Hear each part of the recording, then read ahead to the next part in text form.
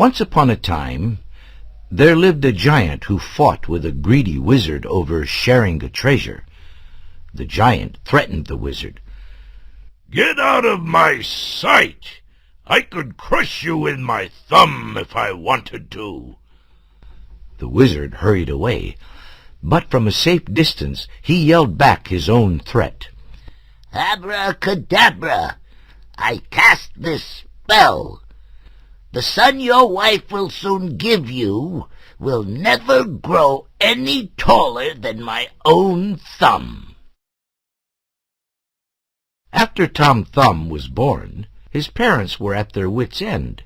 They could never find him because they couldn't see him. They had to speak in whispers for fear of deafening him. Tom Thumb was so small that he only wanted to play with little garden creatures. He rode piggyback on snails and danced with ladybugs. Tiny as he was, he still had fun in his world of little things. One unlucky day, Tom went to visit a friendly frog. No sooner had he scrambled onto a leaf than a large fish swallowed him.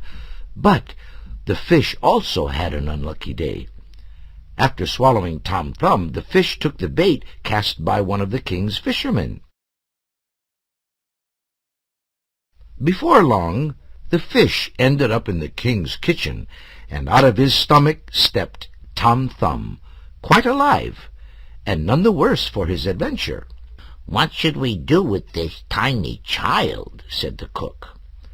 Then he had a brilliant thought. He would make Tom a royal page boy. "He's so tiny I could pop him into the cake I'm baking." When Tom burst out of the cake, everyone gasped in wonder. Never had such a tiny person been seen at the king's court. The king rewarded the cook with a bag of gold and made Tom Thumb a royal page boy. Tom was very happy with his royal job. Tom had a white mouse for a mount, a gold pin for a sword, and he was allowed to eat at the king's table. He marched up and down the table at banquets, picking his way among plates and glasses and amusing the guests with his trumpet. What Tom Thumb didn't know was that he had an enemy. The cat had been the king's pet until Tom arrived, but he was now forgotten. Looking for revenge, the cat ambushed Tom in the garden. When Tom saw the cat, he didn't run away. Instead, he whipped out his gold pin and cried to his white mouse mount, "Charge! Charge!" Jabbed by the tiny sword, the cat turned tail and ran away. Now the cat decided to be clever and deceive the king about Tom with a lie. "Sire, be on your guard. A plot is being planned against your life. Tom Thumb is planning to poison your food with hemlock. I saw him picking the leaves in the garden, and I heard him talking about poisoning you." The king, who had once spent the day in bed with bad tummy pains after eating too many cherries, was very much afraid of being poisoned. So he sent for Tom Thumb to ask him if this was true. The cat, who had hidden it there himself, pulled a hemlock leaf out from under the white mouse's saddle pad. "See, sire, here is the proof that Tom Thumb plans to poison you," exclaimed the cat. Tom was so surprised he did not know what to say.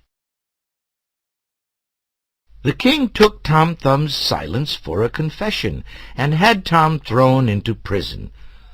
Since Tom was so tiny, they locked him up in a clock.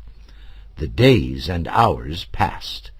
Tom's only pastime was swinging back and forth on the pendulum inside the clock. Then one night he attracted the attention of a big night moth who was fluttering around the room. "Let me out!" cried Tom Thumb, tapping on the glass. "Let me out!" As it so happened, the moth had just been set free after being a prisoner in a large box, so she took pity on Tom Thumb and released him from the clock. "I'll take you to the butterfly kingdom, where everyone's tiny like yourself. They'll take good care of you there," said the moth. And that is what happened. To this day, if you visit the butterfly kingdom, you can see the butterfly monument built to honor Tom Thumb. The end.